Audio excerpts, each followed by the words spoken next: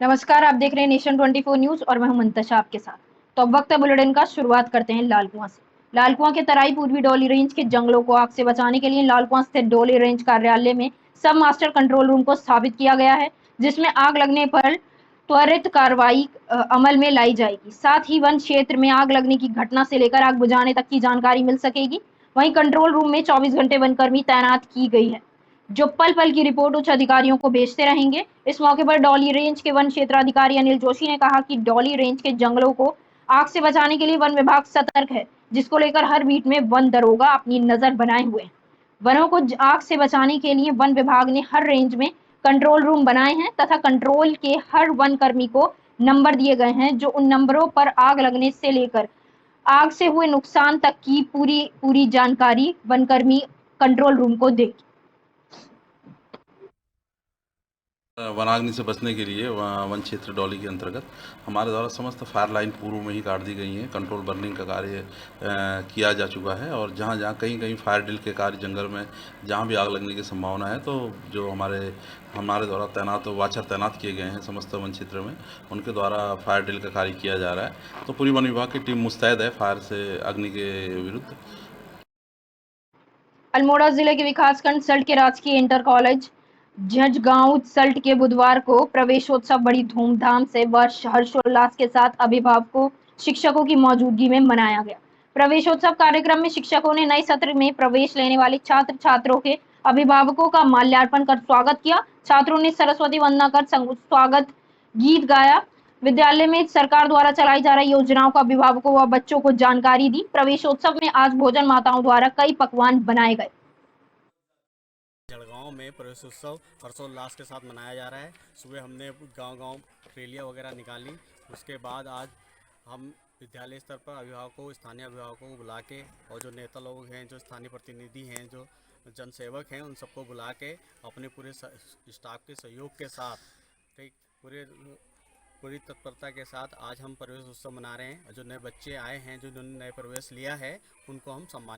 बाजपुर के ग्राम खमरिया स्थित गौशाला में उत्तराखंड सरकार के पूर्व मुख्यमंत्री त्रिवेंद्र सिंह रावत पहुंचे, जहां भाजपा कार्यकर्ताओं ने पूर्व मुख्यमंत्री त्रिवेंद्र सिंह रावत का जोरदार स्वागत किया। इस दौरान पूर्व मुख्यमंत्री त्रिवेंद्र सिंह रावत ने NH-74 घोटाले में सफेदपोश नेताओं की भी मिलीभगत होने की बात कही।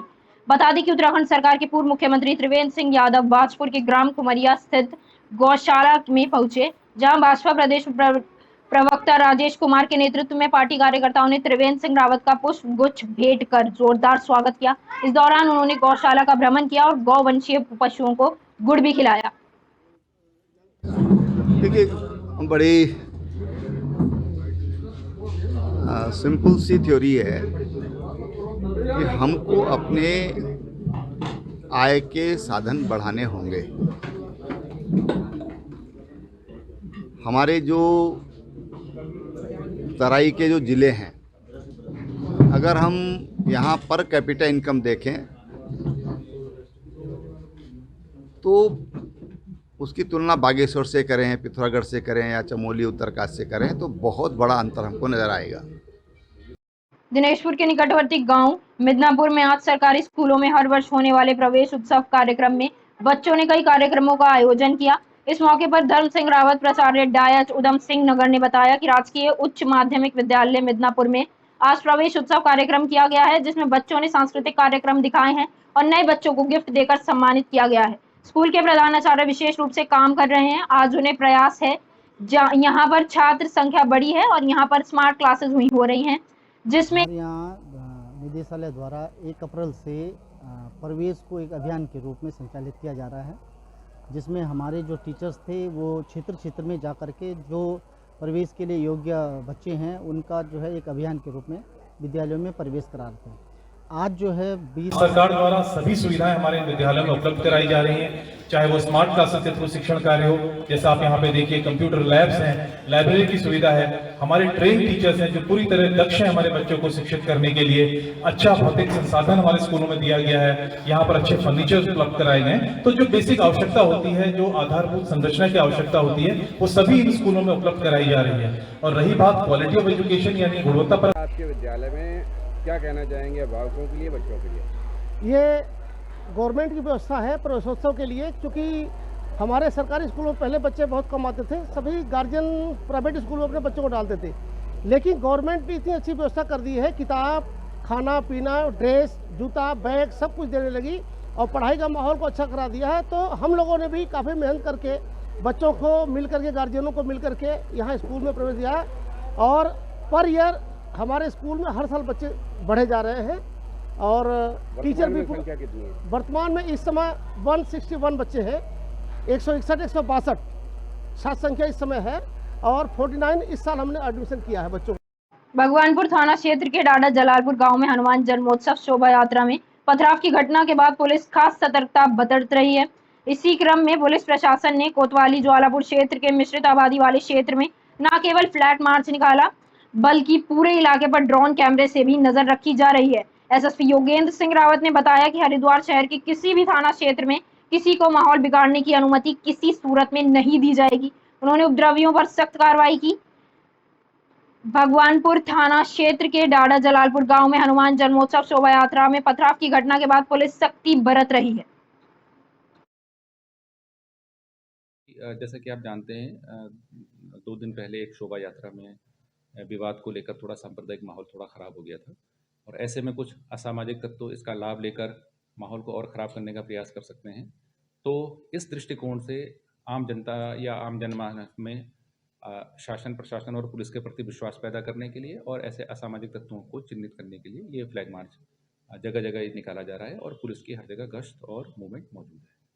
हाँ, मुझको कई लोग मिले हैं जिन्होंने अपनी अपनी बातें रखी हैं, उनकी बातों को भी उनकी भी हम जांच कराएंगे और जो सही चीज़ होगी वही निकल के सामने आएगी।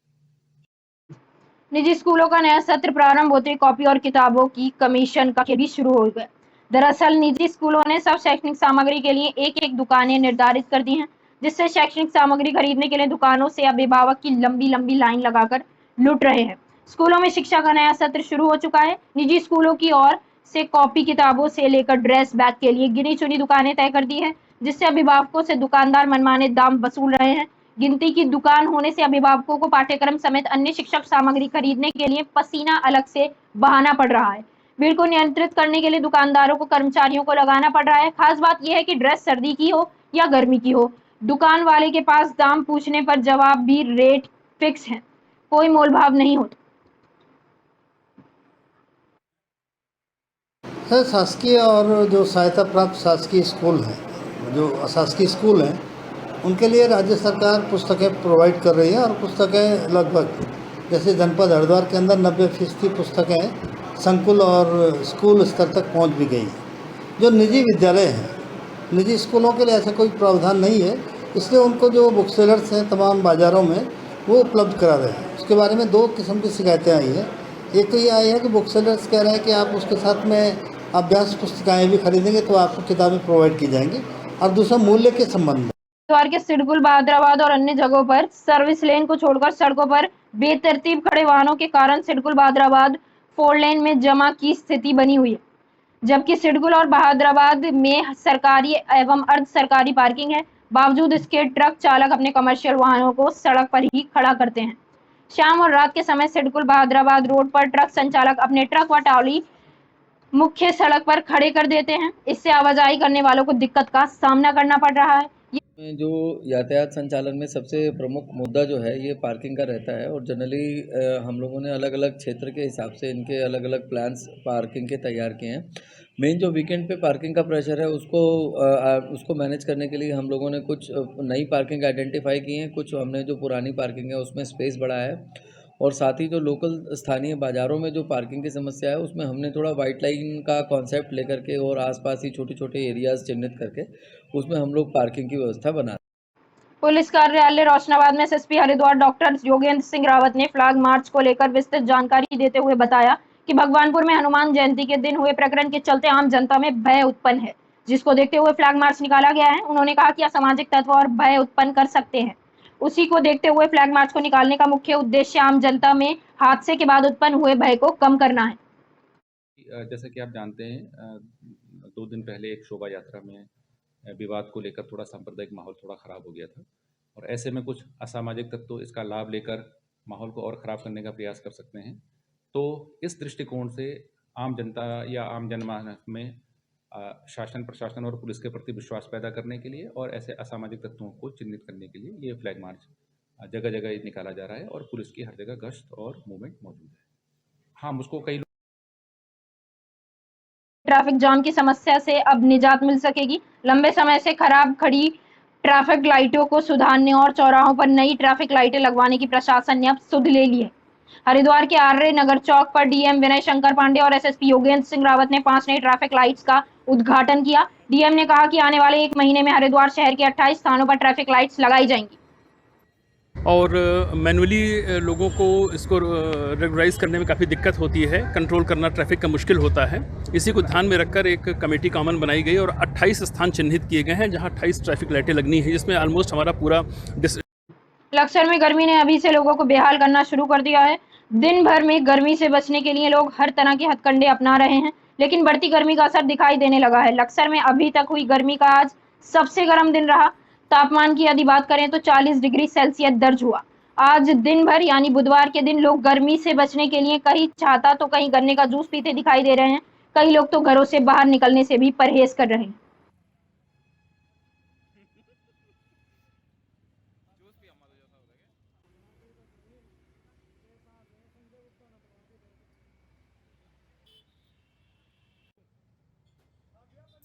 लक्सर सामुदायिक स्वास्थ्य केंद्र में मेले के आयोजन में पहुंचने लक्सर से बसपा विधायक मोहम्मद शहजाद ने चिकित्सा को लेकर सवाल खड़े किए हैं। विधायक ने कहा कि देश में चिकित्सा और शिक्षा एक समान होनी चाहिए और सरकार को ये सुविधा निःशुल्क कर देनी चाहिए।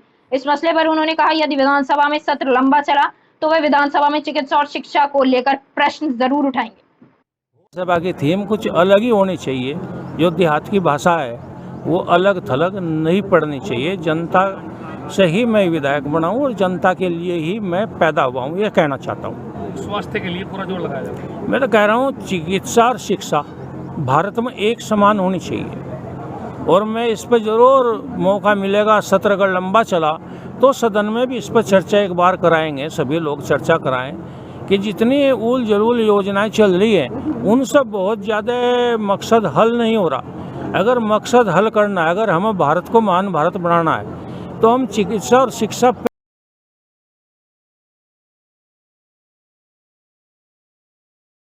सल्ट में भाजपा विधायक महेश जीना ने बुधवार को अपने आवास भिकिया सैंड से सल्ट विधानसभा स्यालदे सल्ट विकास खंड के अधिकारियों के साथ बैठक की। बैठक में विधायक महेश जीना ने सल्ट विधानसभा सभी विद्यालयों के अध्यापक कर्मचारियों को बायोमेट्रिक की व्यवस्था कर अपनी उपस्थिति लगवाए जाने के निर्देश दिए।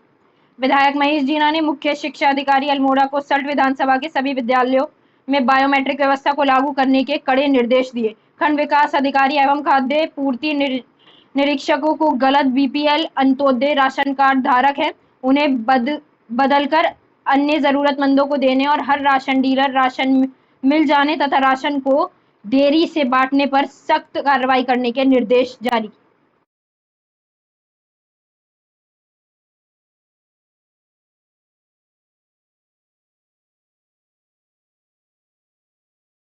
व्यापार मंडल को बिना विश्वास में लिए आप द्वारा बाजार में अतिक्रमण हटाए जाने की कार्रवाई के संबंध में प्रांतीय उद्योग व्यापार प्रतिनिधि मंडल ने आज उप जिलाधिकारी को ज्ञापन सौंपा।